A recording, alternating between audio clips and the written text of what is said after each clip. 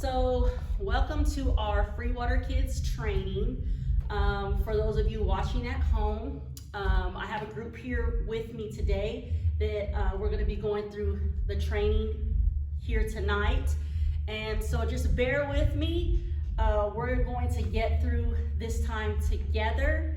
And you should have just finished watching the video about why children's ministry is important. The ladies with me here tonight have also watched the same video.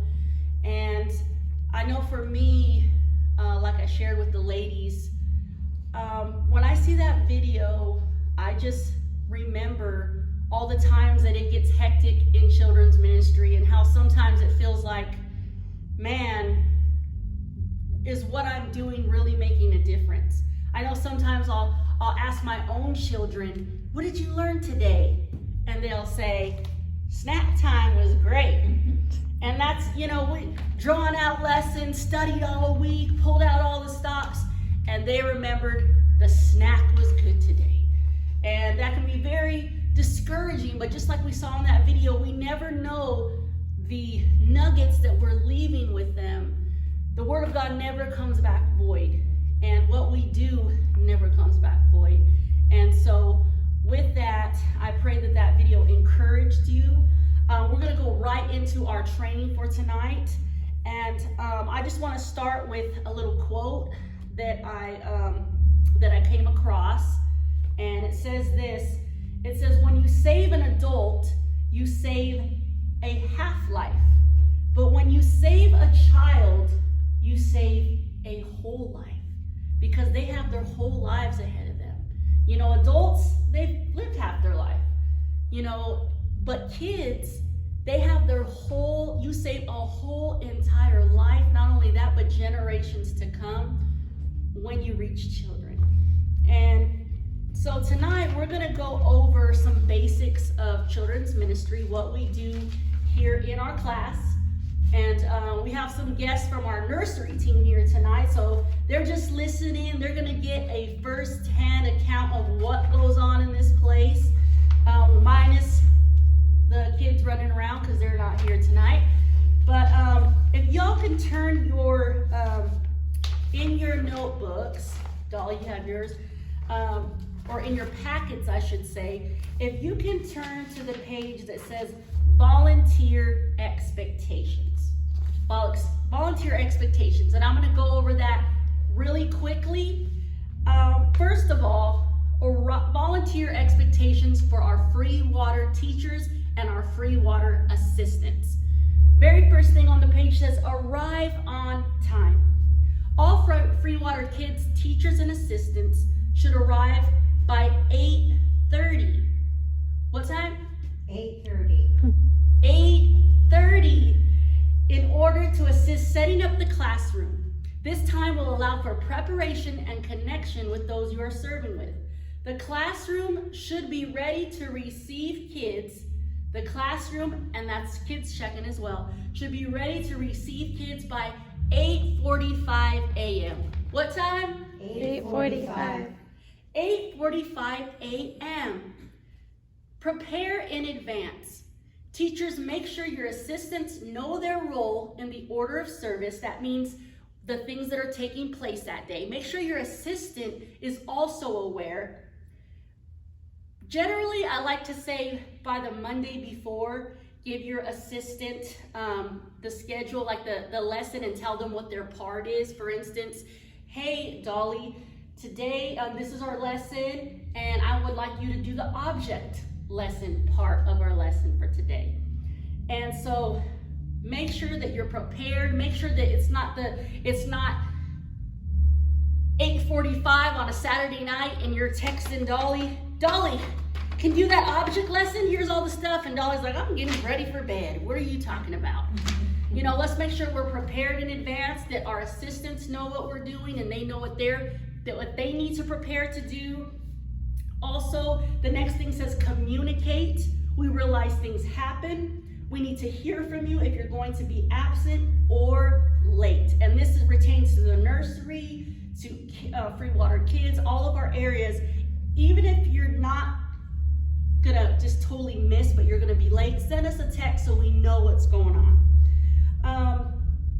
If you need a replacement, it is your job to find a replacement from a fellow worker in the same field. So, you would find another kids assistant, you would find another nursery worker. And if it is an emergency, we don't expect you're in the ambulance trying to call somebody to take your place for, kids church. Of course, you let myself know, Pastor Andrea know that you have an emergency, and we will make sure to find a replacement in the case of an emergency. Develop. Justice Free Water Kids is a place where children are spiritually growing. We expect all of our volunteers to be growing spiritually as well. We expect all teachers and assistants to be growing in the following ways. 1, attending services. See, we shun away from having volunteers that just come to volunteer. You see what I'm saying? That does happen, that you'll see some people, they'll sign up to volunteer as a greeter or an usher, and they'll never come to church except for when it's time for them to do their assignment. But see, that we care about all aspects, especially in children's ministry. We try to make sure that everyone is living accountable and that you are connected. We believe that spiritual growth happens best in the context of relationships. What does that mean? It means that not only are you attending services, but you're also connected with the body of Christ. You come to free water events. You come when we have women's nights. You come, and that's not something that's necessarily mandatory, but we definitely encourage participation with all of our teachers, assistants, our workers, our dream team, because we're called the dream team for a reason. We are the ones setting the bar for everybody else. So that's very, very important. And the last one on our volunteer expectations is contribute. Christ wants his church to be fully resourced so Free Water Kids and many other ministries of the church can continue to expand and serve others. Now, what does that mean? That means that we encourage all of our teachers, assistants to be givers. When it comes to, it's kind of like you can say that you know how important something is when you look at a person's checkbook, and because why? Whatever you prioritize is going to be, what's most important to you, bottom line. And that's in everything in life, right? If I say that my kids are the most important thing to me, but yet I'm never spending time with my children, are they really the most important thing to me? And so we encourage that our team be givers. It's not something that we're going to go up to you and say, excuse me, Dolly, you're behind here, so you're not going to be teaching this Sunday or something like that. That's not how it works. This is something that we encourage, because why? We want to be at the forefront of growth. We want to be at the forefront of exampleship. So that's the volunteer. Okay, so now we're on Free Water Kids volunteers, areas of responsibility, and this is where I'm going to break down what a Free Water Kids teacher does and what a Free Water Kids teacher's assistant does. So basically, a Free Water Kids teacher is, number one, obviously studies and teaches the assigned lesson given. And I want to talk about that for just a second. The lesson that you give should pretty much, you can tweak it a little bit, but it shouldn't be like, well, I'm kind of feeling like we should be talking about the Holy Spirit today. I'm throwing that out the door. All right, and you come out with your whole different new thing. We want to stick with our curriculum because there is a purpose for every part of it. If there's certain things, like let's say a game that we have in the curriculum and you're like, you know what, I don't want to do it that way. I want to kind of do it this way makes more sense to me. You have the freedom to do that. You have the freedom to do another game in a sense that's kind of the same theme. That you do have flexibility in, but we want to make sure that the lesson that is given is the lesson that's being given out. The Free Waters Kid teacher also assigns the order of service for Kids Church. What does that mean? What is the order of service? A lot of people know what the order of service is. It's kind of like in there. You know, you got Pastor Jake, he's doing prayer. Pastor Andrea, she's doing offering. Pastor Stan's doing announcements. Same thing here in Kids Church. We need to establish an order of service. For instance, I'm just going to use you as an example again, Dolly. I'm going to give you an order of service that looks something like opening prayer, Dolly. Offering, Dolly. Lesson, Melissa. Object lesson, Dolly. Game, Melissa. And so on and so forth. So that way your assistant knows exactly what their part is in the lesson. Also, a Free Water Kids teacher uses our established behavior chart and reward system. And so I'm gonna go over that really quickly.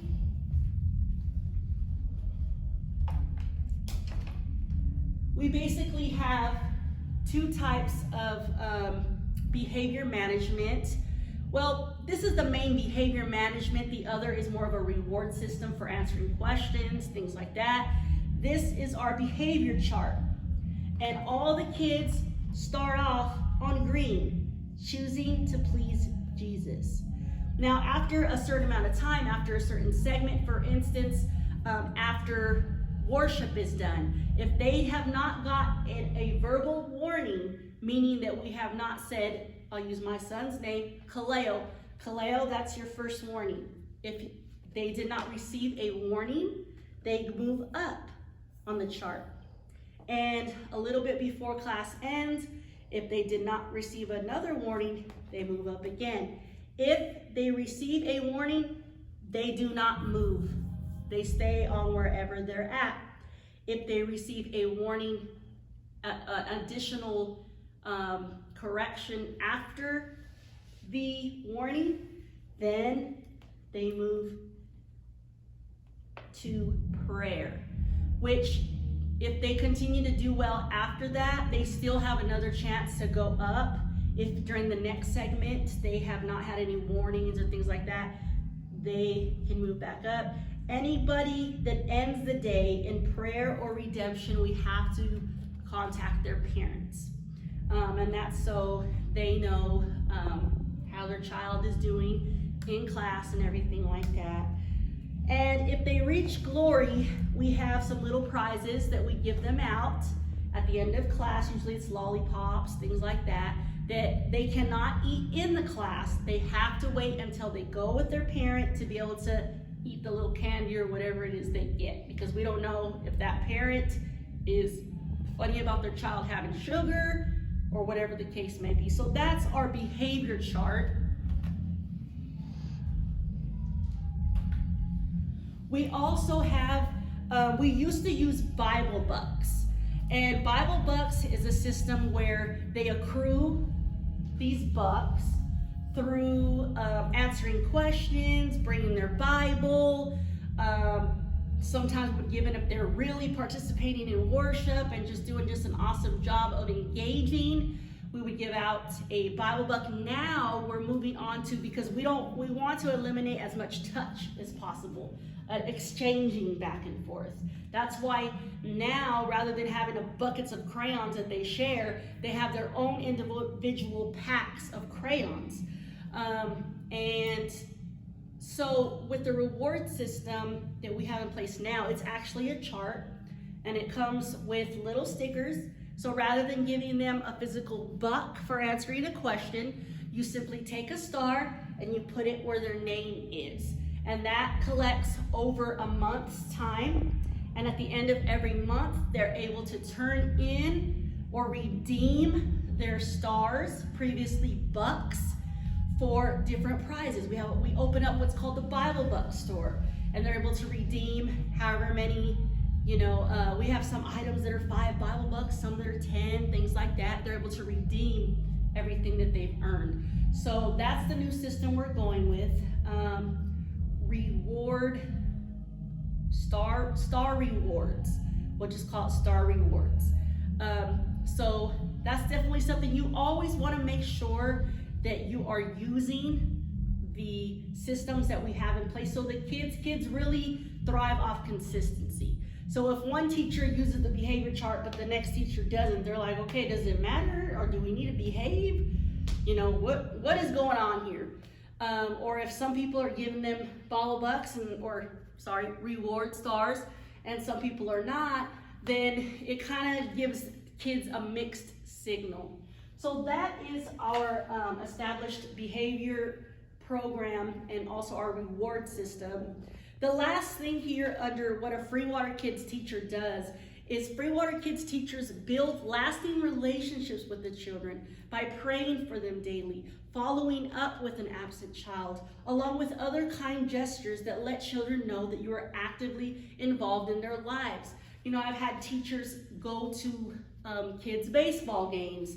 I've had teachers, send cards when it's their birthday or things like that. Whatever you can do to grow a relationship, that's the most important thing in all of this, is to build a relationship that they'll never forget.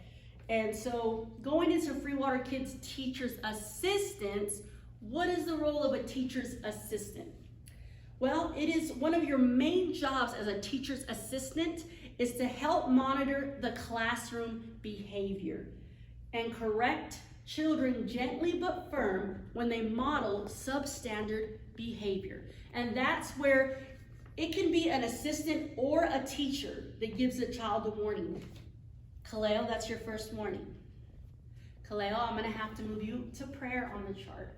Now, some people might say, well, that is, isn't that shaming the child in front of the class and things like that? But actually, this is what they're used to in school. This is actually what school systems do. And it causes accountability. It's not to shame them, but to show them that, especially in this setting, it's not saying that, you're a loser, things like that, but hey, it's time to pray and think about your action. And we always let the child know if they go to prayer or redemption, if they go down on the chart, look, if you continue to do well and have no more warnings, you can move up on the chart. You don't have to stay there. So we always give an encouragement. And honestly, I don't think I've ever had a child leave the classroom on yellow. So I'll just let you know that right there. So it must work somewhat. Anyways, Free Water Kids Teachers Assistants participates in the order of service, just like I talked about, like opening in prayer, picking up offering, reciting the memory verse, and so on and so forth. Also builds lasting relationships with the children by praying for them daily. Just like I mentioned, same thing that the teachers do, following up with the kids, building relationships with them. I have an app called Messenger Kids, where the kids, a lot of the parents have allowed the kids to have it, and we send silly pictures to each other. They can kind of blow up your phone at times, and I don't always get back to every single one of them because they're like sending me all kind of crazy stuff. But it's a little cool something to have just to build a relationship outside of church. Okay, so policies and procedures. What we're going to talk about is checking in and checking out. Parents or the adults, whoever's bringing them to church, will check in their children each Sunday at the check-in kiosk. A Free Water Kids check-in volunteer will be available to help with the visitors for the check-in process. Family information will be retained after initial check-in. Please have them update if any information has changed. A label will be printed for each child and a label for the adult. A second parent adult label may be printed if desired. The appropriate label is to be attached to the back of the child. Now this is very important. The label specifies, and you know this as nursery workers, the label specifies if there are any allergies that children might have. For the most part, we stay away from anything that's peanut related because you just never know. But you know, I did have like one child that was had gluten allergies. So in that case, you know, if we have oatmeal cookies or something, you know, they can't really have that, or graham crackers and things like that. They can have Cheerios is gluten-free, but for the most part, we don't always have a gluten-free option. So it's kind of one of those things that we let the parent know that if they have a special diet, that they need to bring their own snack. And we don't always, this is a good question that a lot of our people have. Do we have snack every single service? For the most part, we don't. I usually try to give snack only to the second service because it's longer and it's more time in between breakfast and lunch.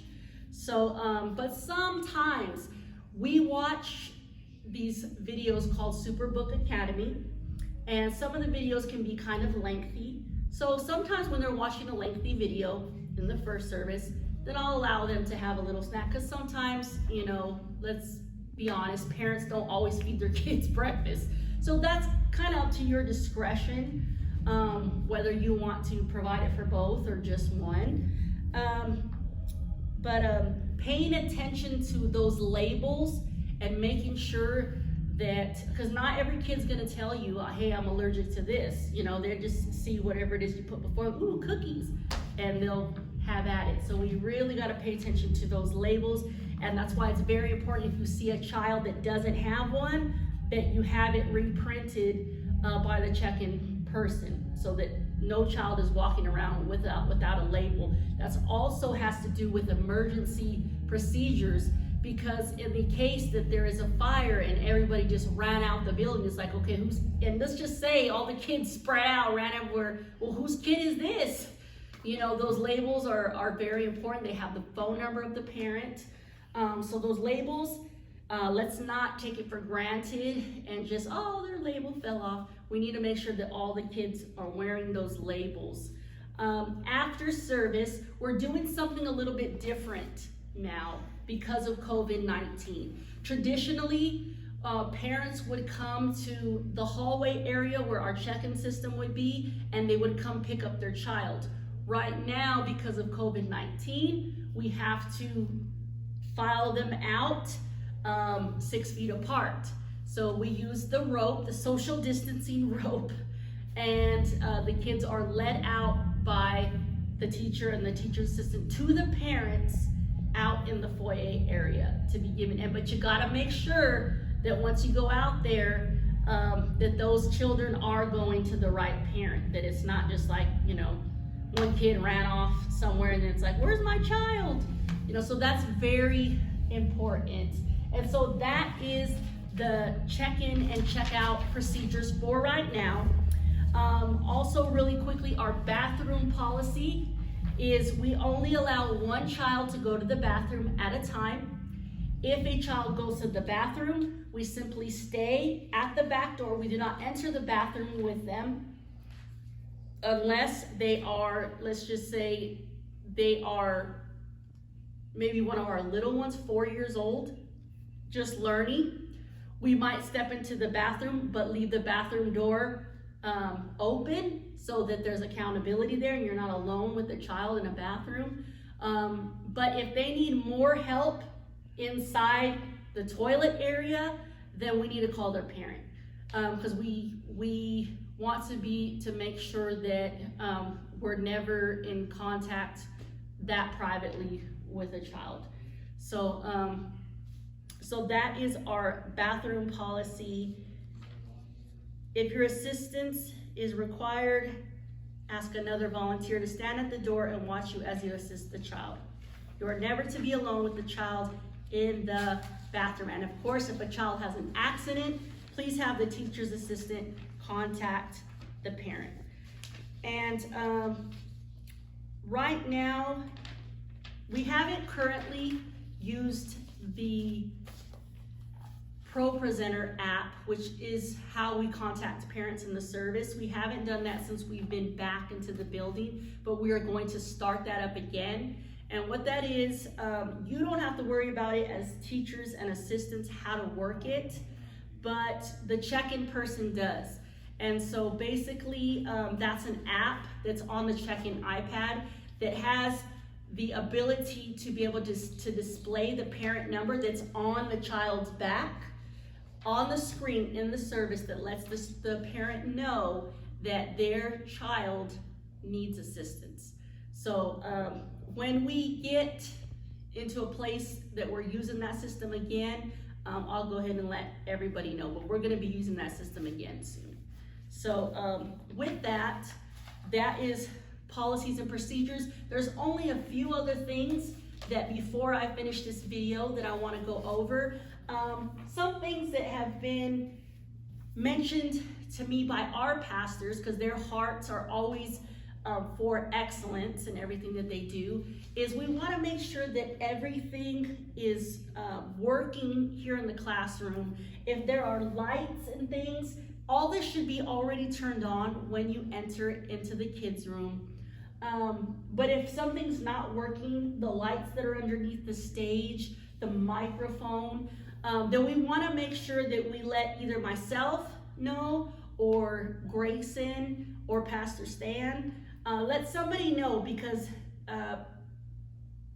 we want to make sure that everything looks like, hey, you know, what's going on with this children's ministry? I see lights, but they're not on. Are they broken? Or, you know, but that everything looks top notch, looks excellent.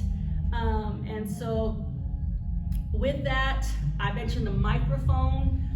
We want to use, even if you have a loud voice that carries, you see the microphone just adds a little bit of pizzazz, you know, to the presentation. And so it gives that effect like they're kind of watching a show, but it's kids' church. So, and then it also, you know, I'll go around and I'll let them speak into the mic. When you go close to a child right now during COVID, you have to put your mask on in order to go within reach of a child. And so, of course, when you're teaching, you don't have to wear your mask, but whenever you're within less than 6 feet of a child, then you want to make sure that you put your mask on. Other than that, I think that those are the main things that we need to go over in this training. If you have additional questions, please reach out to me. I'm sure there might be things that maybe that come to my mind even after this video is done that I might reach out to you. But for the most part, I think that that's the gist of it, guys. So with that, God bless you.